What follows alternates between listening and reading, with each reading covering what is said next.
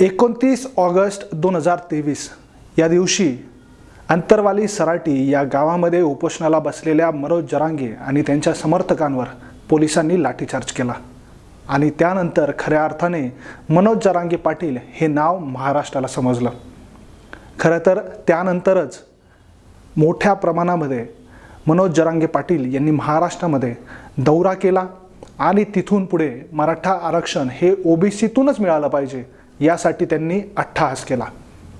खरं तर मागील 3 महिन्यामध्ये अनेक घडामोडी घडल्या, त्या आपण सगळ्यांनी बघितल्या, पण त्यातील सगळ्यात महत्त्वाचा टप्पा आता महाराष्ट्राच्या राजकारणात सुरू आहे आणि त्यामुळे महाराष्ट्राचं राजकारणच नव्हे तर सामाजिक जीवनसुद्धा ढवळून निघत आहे। ती बाब आहे मराठा विरुद्ध ओबीसी।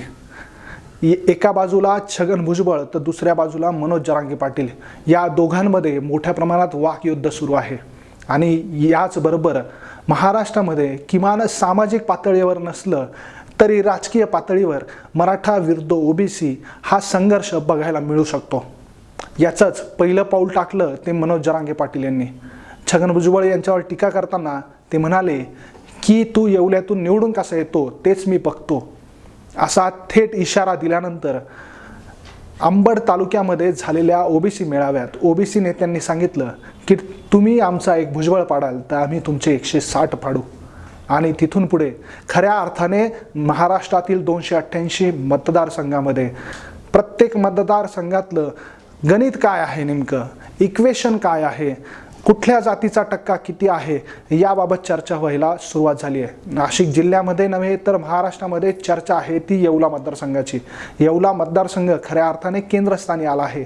या ठिकाणी छगन भुजबळ निवडून येणार की मराठा समाजाच्या रोषाचा सामना करत त्यांना पराभव स्वीकारावा लागणार हे या ठिकाणी बोललं जात आहे। मात्र नाशिक जिल्ह्यामध्ये फक्त येवला तालुका नव्हे तर इतरही काही आमदार आहेत, त्यांचं जे भवितव्य आहे ते धोक्यात आलं आहे। नेमकं नाशिक जिल्ह्यातले हे कुठले तालुके आहे, कुठल्या विधानसभा मतदारसंघ आहेत हे आपण बघूयात। नमस्कार, मी अजिंक्य बोडके आणि आपण बघत आहोत सप्रेम मराठी न्यूज। तर नाशिक जिल्ह्यामध्ये मराठा समाज हा नक्कीच निर्णायक आहे, मात्र काही मतदारसंघ असे आहेत ज्या ठिकाणी ओबीसी मतदार ज्याच्या मागे जाईल तो व्यक्ती किंवा तो उमेदवार हा विजयी होत असतो।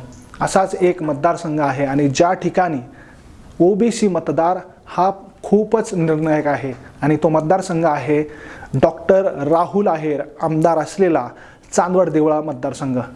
खरं तर या मतदारसंघामध्ये डॉक्टर राहुल आहेर यांनी असं नेमकं काय केलं आहे की ज्यामुळे तेथील ओबीसी समाज हा त्यांच्यावर नाराज झाला आहे। डॉक्टर राहुल आहेर यांनी काहीच दिवसापूर्वी एक कृषी प्रदर्शन भरवलं होतं।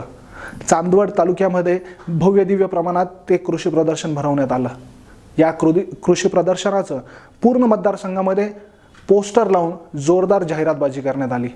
मात्र याच पोस्टरमुळे आता राहुल आहेर यांच्या पुढे मोठं संकट उभं राहिलं आहे। झालं असं की राहुल आहेर यांनी हे जे पोस्टर लावले, या पोस्टरवर त्यांच्या महायुतीचे अर्थात भाजप, शिंदेची शिवसेना आणि अजित पवारांची राष्ट्रवादी या सर्व पक्षांचे जे प्रमुख नेते आहेत त्यांचा फोटो हा प्रोटोकॉलमध्ये लावला होता।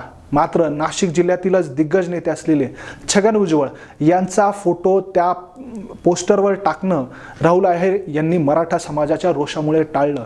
एका बाजूला मराठा समाजाला सांभाळत असताना दुसऱ्या बाजूला मात्र छगन भुजबळ यांचा अपमान झालाय या भावनेतून चांदवड तालुक्यात मोठ्या संख्येने असलेला जो ओबीसी मतदार आहे आणि विशेषतः माळी मतदार आहे तो राहुल आहेर यांच्यावर प्रचंड नाराज असल्याचं बघायला मिळतंय। खरं तर आपण गणित लक्षात घेतलं चांदवड आणि देवळा या मतदारसंघाचं, राहुल आहेर हे 2014 आणि 2019 असे सलग 2दा या मतदारसंघातून निवडून आले आहेत।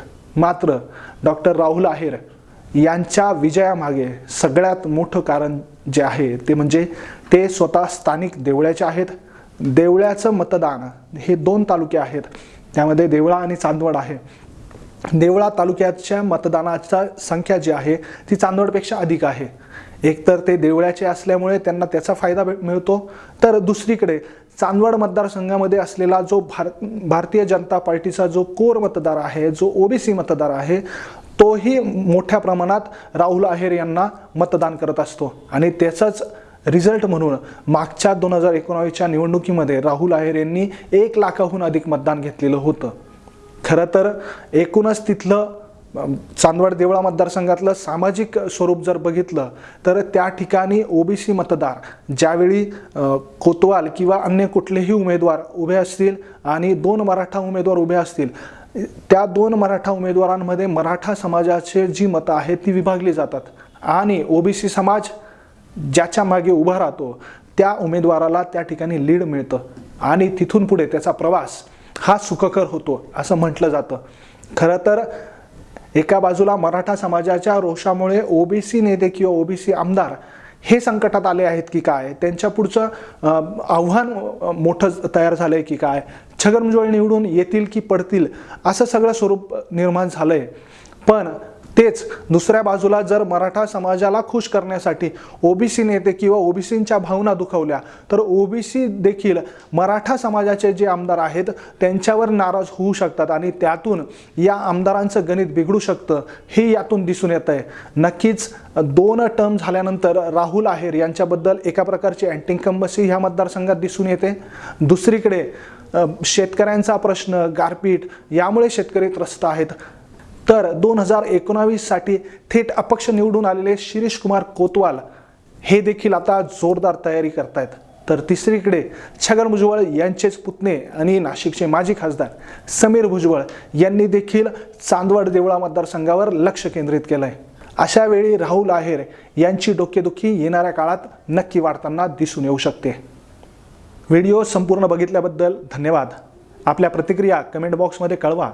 आमच्या यूट्यूब चॅनलला सबस्क्राईब करायला विसरू नका.